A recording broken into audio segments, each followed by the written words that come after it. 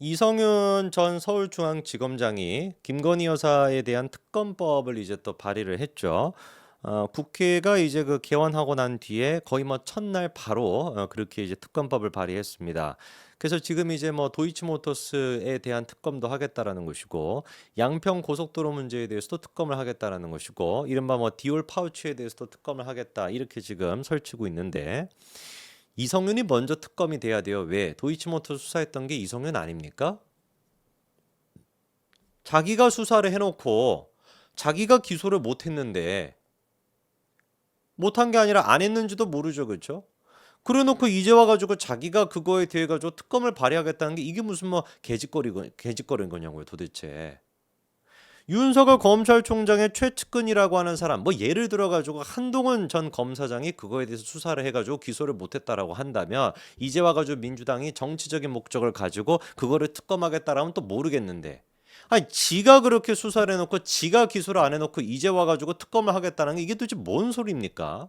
도저히 뭐 납득이 안 돼요. 그래서 이렇게 김건희 여사에 대해서 누가 보든지 간에 정치적인 목적을 가지고 특검을 발휘하고 있는 상태인데, 이원석 검찰총장이 이번에 좀 눈에 띄는 발언을 했습니다. 기자들이 이제 그 김건희 여사에 대한 소환 조사가 필요한 거 아니냐라고 이렇게 질문을 하니까, 그 부분에 대해 가지고 법 앞에는 예외도 특혜도 성역도 없다는 원칙을 늘 강조하고 있다라고 하는 원론적이지만, 사실상 이원석 검찰총장의 평상시 어떤 그 어투나 화법을 생각해 봤었을 때는 소환 조사가 필요하다라는 식의 완곡한 그런 이제 입장을 밝혔죠.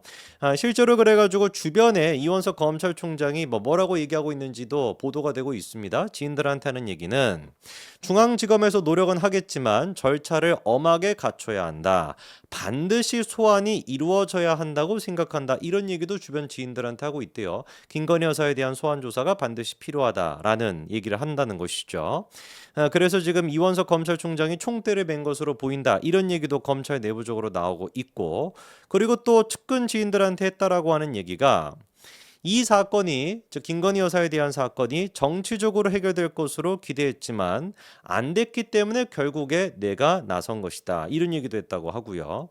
그리고 지난달 9일에 윤석열 대통령이 대국민 사과도 하지 않았습니까? 아내의 현명하지 못한 처신으로 국민들에게 걱정을 끼쳐드린 부분에 대해서 사과를 드린다. 이렇게 이제 윤석열 검찰총장이 얘기했는데, 그 부분에 대해서 이원석 검찰총장이 대통령의 대리사과만으로는 상황이 해결되기 어려울 것 같다. 이렇게도 얘기를 했다는 거예요. 근데 이제 그 눈에 띄는 거는 맞는 얘기죠. 예를 들어서 법 앞에 성역이 없지 않습니까?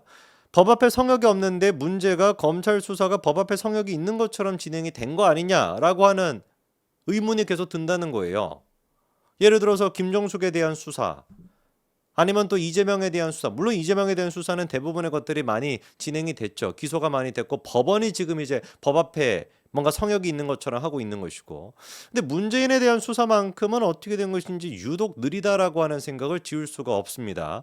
특히나 이제 지금 불거지고 있는 김정숙에 대한 문제들, 아니 무슨 뭐 비행기 기내식으로 지금 뭐 드셨다라고 하는 게, 좋게 이제 계산을 얼추 해보니까 1인당 한 44만 원치를 뭐 드셨다, 뭐 이런 얘기 아니에요? 그것도 사실상 이제 그 비행기에 타 있던 수십 명의 직원들이 똑같은 음식을 먹었을 경우로 가정했었을 때 44만 원이라는 것인데, 상식적으로 생각을 해봤을 때 애당초 기내식으로 한 끼에 44만 원짜리가 나오는 것도 말이 안 되고, 뭐 먹으면서 막 던집니까 창문에다가? 뭐 그렇지 않고서 어떻게 44만 원이 나오겠습니까? 그리고 모든 직원들이 똑같은 음식은 먹지는 않았겠죠. 김정숙이가 더 좋은 음식을 먹거나 조금 더 많이 먹었을 가능성이 있잖아요. 뭐 풍채가 좋아서 많이 먹었다라는 뜻이라기보다도, 뭔가 그래도 이제 영부인이니까 조금 더 뭐 챙겨주고 하지 않았겠습니까? 그러다 보니까 당연히 특정 사람한테 한 끼에 44만 원 이상, 거의 한 60만 원 가까이 되는 기내식을 먹었다라고 하는 의심이 들 수밖에 없는 상황인데, 이것이야말로 사실 특권값인 거 아니겠습니까? 그렇잖아요. 아니 도대체 뭔 짓거리를 해야 한 끼에 기내식을 갖다가 60만 원 뭐 이렇게 막 처먹을 수가 있겠냐고요. 기름을 막 퍼마십니까? 그렇지 않고서 어떻게 도대체 한 끼에 이게 지금 40만 원 이렇게 나올 수가 있냐고요. 그런 명백한 문제가 지금 불거지고 있는 거는, 어떻게 보면 검찰의 책임도 있죠. 그 자료가 지금 공개가 된 게 아니잖아요.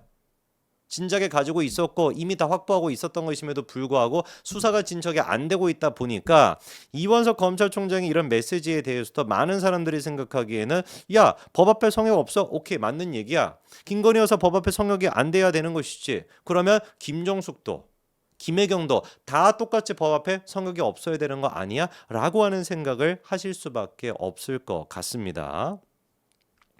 도이치모터스 주가 조작 의혹에 대해서도 또 이렇게 얘기를 합니다. 새로 불거질 것은 없는 사건이지만 중앙지검이 수사가 필요하다라고 판단하고 있는 거니까 수사팀 뜻에 따라줘야 하지 않겠냐라고 얘기하고, 문재인 정부 때인 2020년 4월 달에 고발이 돼서 4년 넘게 수사를 했으니까 새로 나올 혐의는 없지만 법적 절차는 맞춰야 수사를 종결할 수 있다는 뜻으로 읽혔다.